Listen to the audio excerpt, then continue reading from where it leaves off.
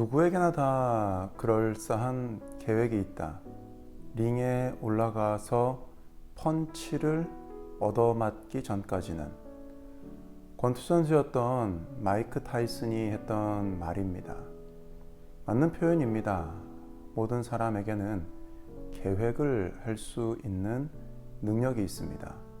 왜냐하면 계획을 세우는 것은 하나님의 성품이기 때문입니다. 하나님은 계획을 가지고 모든 일을 행하십니다. 링에 올라가 펀치를 맞을 때가 있는 것처럼 사람의 계획은 완전하지 않습니다마는 하나님의 계획은 다릅니다. 하나님의 계획은 한치의 오차도 없이 완벽합니다. 예수님을 통해 이루어 주신 우리의 구원도 하나님의 계획 안에 있었습니다. 교회도 마찬가지입니다. 어제 소개 영상을 통해서도 잠깐 나누었듯이 하나님께서는 하늘의 뜻을 이 땅 가운데 이루시기 위해 완벽한 계획을 가지고 교회를 세우셨고, 오늘부터 우리는 이 하나님의 교회를 향한 계획을 함께 살펴보도록 할 것입니다. 지혜로운 건축자는 설계도를 반드시 지켜 건물을 쌓아 올립니다. 그렇게 하지 않으면 그 건물은 용도에 맞게 사용될 수도 없을 뿐더러 어쩌면 제대로 서 있는 것조차도 할 수 없기 때문입니다. 마찬가지입니다. 하나님의 계획대로 저와 여러분, 우리들은 교회를 세워가야만 합니다. 이것을 위해 우리에게 반드시 필요한 것은 관심입니다. 교회를 세워감에 있어서 무관심은 정말 해악한 것입니다. 무관심은 교회의 성장을 가로막고 교회의 건강을 해치며 결국에는 교회를 무너뜨리기 때문입니다. 무엇보다 하나님의 교회를 향한 계획에 관심을 기울이는 우리 모두가 되실 수 있기를 바랍니다. 앞으로 우리는 총 6가지의 주제로 나누어져 있는 하나님이 계획하신 교회에 대해 살펴볼 것입니다. 그 가운데 3개의 주제는 교회에 대한 것이고 나머지 3개는 리더십에 대한 것입니다. 오늘부터 우리는 첫 번째 주제, 몸으로서의 교회를 함께 살펴보고자 합니다. 성경은 교회를 몸에 비유하여 말씀해 주심을 우리는 이미 잘 알고 있습니다. 교회는 우리의 신체처럼 체계적이고 유기적이며 살아 있습니다. 몸의 생명과 건강을 위해서 반드시 골격과 장기, 근육과 머리가 갖추어져야 하고 모든 것이 제 기능을 발휘해야만 합니다. 이 중에서 단 하나라도 빠지게 되면 육체는 살아남을 수 없습니다. 교회도 마찬가지입니다. 교회가 하늘의 뜻을 이루는 주님의 몸이 되기 위해서는 반드시 교회의 골격과 장기, 근육과 머리가 갖추어져야만 합니다. 그래야 교회는 제 기능을 할 수 있습니다. 골격은 몸을 지탱하고 체형을 형성하며 기관을 보호하는 가장 기본적인 요소입니다. 골격이 없으면 몸은 절대 기능을 할 수 없습니다. 마찬가지로 교회도 제대로 된 기능을 하려면 모든 것의 기본이 되는 골격이 갖추어져야 합니다. 우리는 그것을 근본이라고 부릅니다. 근본은 어떤 상황에서도 타협의 여지가 없는 돌변하는 진리입니다. 교회에서 이 근본이 발견되지 않거나 교회가 근본을 포기하면 모든 골격은 주저앉아 결국 교회는 종말을 맞이할 수밖에 없습니다. 첫 번째 교회의 근본은 하나님을 경외하는 것입니다. 교회는 하나님을 알고 영화롭게 하기 위해 존재하기 때문에 교회의 모든 초점은 사람이 아닌 하나님께 맞추어져 있어야 합니다. 하나님을 경외하지 않으면 교회는 사람의 욕구를 충족시키는 곳으로 전락하고 맙니다. 물론 우리는 서로를 사랑하고 신경 써야 합니다.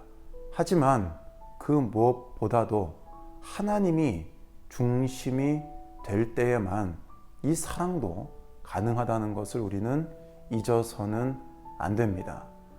그 다음 근본은 말할 것도 없이 하나님의 말씀입니다. 성경의 권위는 절대 타협되지 않는 진리입니다. 많은 교회들이 안타깝게 이것을 놓치고는 합니다. 우리의 생각, 이해, 감정, 또 하나님과의 개인적인 관계, 이런 것들 때문에 우리는 하나님의 말씀의 권위를 종종 놓치고는 합니다만은 우리가 기억해야 되는 것은 그 어떤 것보다도 기록된 말씀이 교회의 근본입니다. 하나님은 이미 완전한 말씀을 기록으로 우리에게 주셨습니다. 교회가 바로 세워지기 위해 우리는 성경의 권위를 인정해야 하고 하나님의 말씀을 공부해야 합니다.